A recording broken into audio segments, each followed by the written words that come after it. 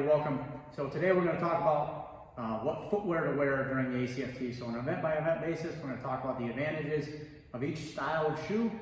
We're also going to stay within the guidelines of AR 670-1, as well as the ACFT X-Ord 219-18 and the 8 accompanying frag words that go along with that. So paragraph 1-24 of the ILC states what equipment is okay and not okay to use during the ACFT, as well as AR 670-1 says the commander can authorize the use of commercial running shoes, basically as long as all 5 toes fit into the same compartment. So within those guidelines, I'm going to make recommendations on what shoes to wear.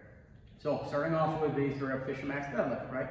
So the number one principle I'm looking for in a shoe is the durometer, so the hardness of that bottom of the shoe. The harder that bottom of the shoe, the better I'm going to apply force against the ground or the shoe directly to move that weight up in a vertical direction. That being said, to one extreme you have the Olympic weightlifting shoe.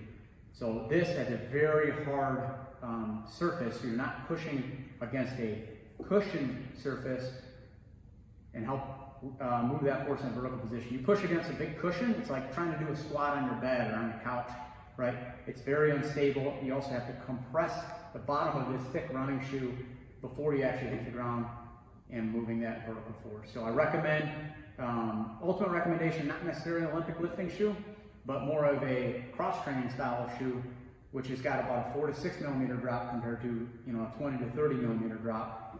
This has got a decent hardness. If you have to take the insoles out to get a better hardness rating, you can. It's got a 4 to 6 millimeter drop, help with your dorsiflexion as well. So overall recommendation, a cross-trainer similar to these nanos. Rolling into the next event would be the sprint or the standing power throw. So the standing power throw, again, I'm going to recommend a cross trainer for similar reasons, right? I want that hard surface to push against, so that way I can transfer that energy ultimately into the ball, which is going to go down range. Also want a little bit of a drop. It's going to help you with your dorsiflexion, which is going to engage more of your posterior training, which is where your power should come from in the standing power throw. So again, recommendation is a cross training shoe like this Nano. Hand release push-up, doesn't really matter what shoes you wear there. I'm not going to make a recommendation on that. Don't change your shoes. If you are going to change your shoes, it'd be going into the next event, which is going to be your sprint drag carry. So the reason I recommend to change them, so if you're still wearing a cross trainer like this, these are meant for a gym floor surface, more or less, not the most amount of traction on the bottom, decent lateral stability, but not the best. So when it comes to sprint drag carry, I'm going to recommend more of a trail shoe like this Ultra. So it's nice, lightweight Ultra. It's got good tread at the bottom, good lateral stability. It's meant for running on trails, unstable surfaces. So as you make that first cut in your sprint or you're working down the laterals, less chance you're going to slip on the ground and you're going to have a decent grip there for your turns. Recommendation, trail shoe. Next event is going to be the leg tuck. So the leg tuck is made, you may not think about what shoes you're wearing for the leg tuck, but in reality, it's the simple biomechanics, right? The more work you're going to do is based off of how far away the mass is from the point of rotation. So your point of rotation is going to be in your upper body, and your fulcrum is going to be really at your hand and your shoulder, there where you're rotating about that axis.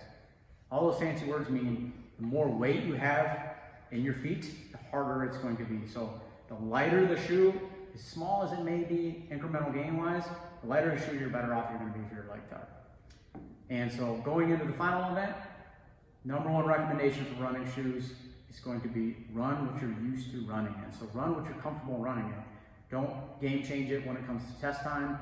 So if you're used to running in a New Balance shoe, but you did all your other events in a cross trainer, put that classic cushion shoe on there and run what you're used to and what you're comfortable running in. And finally, the last most important thing about your running shoe is it's got to look cool. If you want to run fast, you look cool doing it.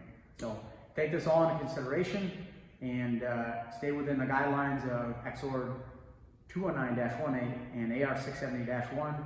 Good luck out there and do well.